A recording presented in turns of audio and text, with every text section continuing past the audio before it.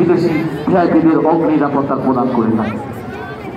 সম্মানিত সুধীমণ্ডলী, মহান বিজয় দিবস 2023 যার আয়োজনে রয়েছে উপজেলা প্রশাসন ও সনবা। সম্মানিত উপস্থিতি, এ পর্যায়ে ধীর গতিতে আসতেছে নির্ভর কুসুমপুরী সরকারি প্রাথমিক বিদ্যালয়ের কাপদল।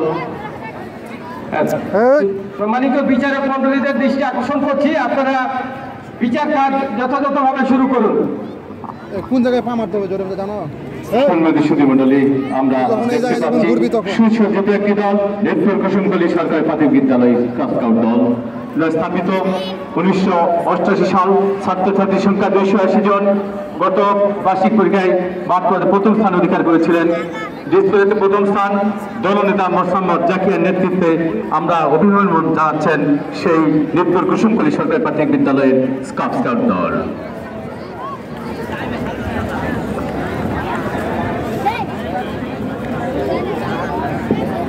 পায়ে পায়ে এগিয়ে আসছে দিয়ারাপাড়া মডেল সরকারি প্রাথমিক বিদ্যালয়। ওই কোণা থেকে মারতে লাগবে জোরে পা, ঠিক আছে? ওই কি বললাম, ওদের কর্নার থেকে মিরপুর দিয়ারাপাড়া সরকারি প্রাথমিক বিদ্যালয়। মিরপুর দিয়ারাপাড়া মডেল সরকারি প্রাথমিক বিদ্যালয় স্থাপিত 1925। ছাত্র ছাত্রীর সংখ্যা 783। গত বছর মাঠ পাশে দ্বিতীয় স্থান অধিকার করেছে। দলনেতা এস.এম. তামিম ইকবালের নেতৃত্বে অভিবাদন জানাচ্ছেন মহোদয়দের।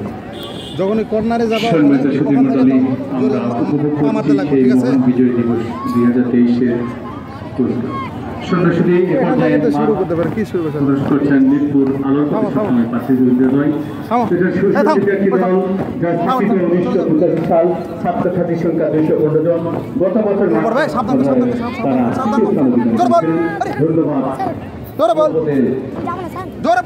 বিদ্যালয়ের সকল সুধীমণ্ডলী এবং ধীর গতিতে গতি পায়ে